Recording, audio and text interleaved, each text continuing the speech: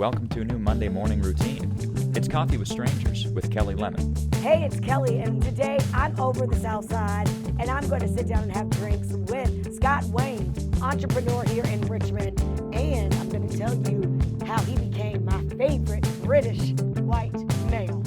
We're still going to start the show the way that I like to start the show, was with the cheers. Welcome to a new season of Coffee with Strangers. Thank you. It's a pleasure to be here. Who are you, and what do you do? I'm a negotiator and a mediator, so I'm going to turn this around straight away. Do you know what a BWM is? A BWM is a British white male. So I'm a British white male living in Richmond, Virginia. I'm here because I chased a woman here. Okay. We had a child. Okay. I now have 3 wonderful children here. And so I'm captive in Richmond. And so I selfishly love this place because I have to love this place because it's home. But now I really love this place. I used to just pretend that I loved this place. Do you know how we met? You spoke at the Icon Awards for RVA Chamber. Oh God, okay. Should we drink? You had just got off the plane. Yeah. You had a whole speech written, and you threw it completely out of the window. You made the whole room uncomfortable, but me. It was the beginning of the time where I was starting to be like, I don't get why Richmond doesn't understand and why Richmond is not inclusive. And you stand up and you say, white Americans, what's wrong with y'all?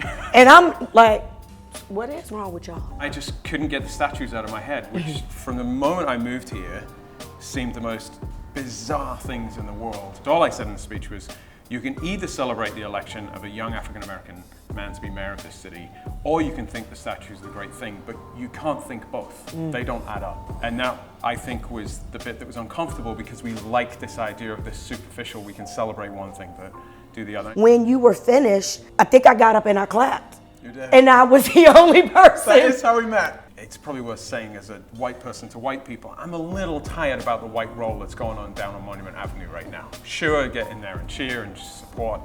I think there's a place for people who look like me to be a little quieter in this discussion. Real quick, we're proud to once again be working with Chesapeake Bank for the 2020 season of Coffee with Strangers. Chesapeake Bank is all about community and knows that we don't have to be together to come together. Learn more at chessbank.com/together.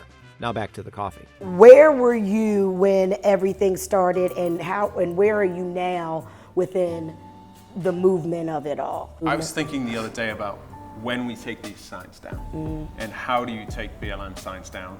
And actually the way we addressed it was we bought new signs. It's all about signs. That is that sign that says diversity matters and Black Lives Matter, and because I think all of these things are related. I don't actually see a huge division between the human rights debate around transgender right, social justice and equity for blacks. I almost said the black community. I hate that phrase too.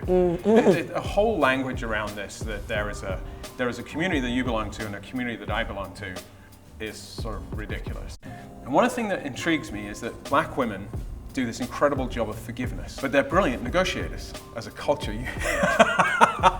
One of the things the Germans did after World War II is they took the attributes of German culture and made it about industriousness and productivity and integrity that you see in Mercedes and BMW and all those things. The white South after the Civil War never did that. They kept it tied to Lee and Stonewall Jackson. We need to find a way for Southern pride to be attached to something else that doesn't compete with equity. What can Richmonders do to continue the conversation forward? I feel like we have such a huge opportunity here. I think we need to get the symbols down.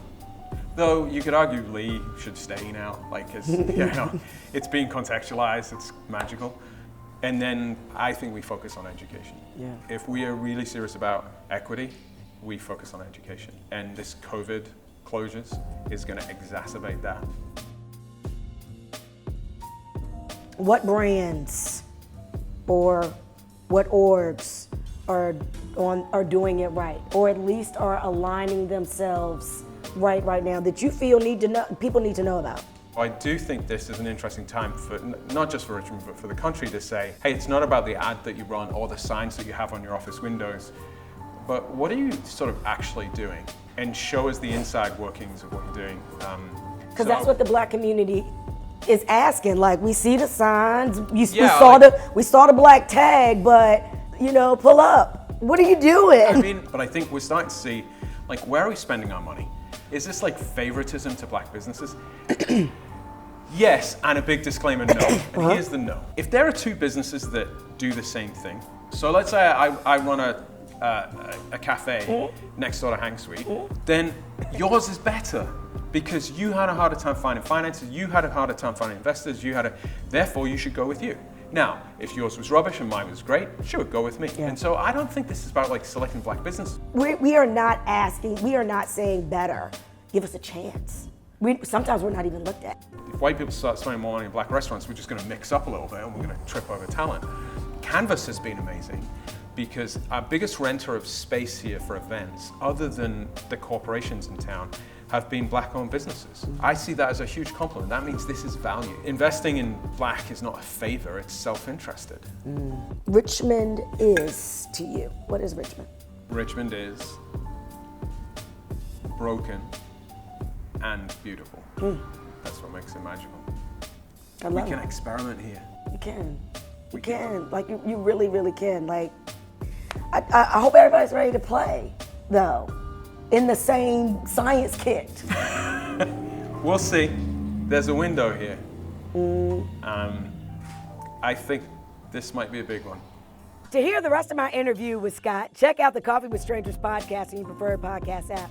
Subscribe to this channel on YouTube and visit coffeewithstrangersrva.com to sign up for the newsletter. Oh, and hit up chessbank.com/CWS to learn more about Chesapeake Bank and all they do in the community. Chesapeake Bank, member FDIC. Okay, see you soon.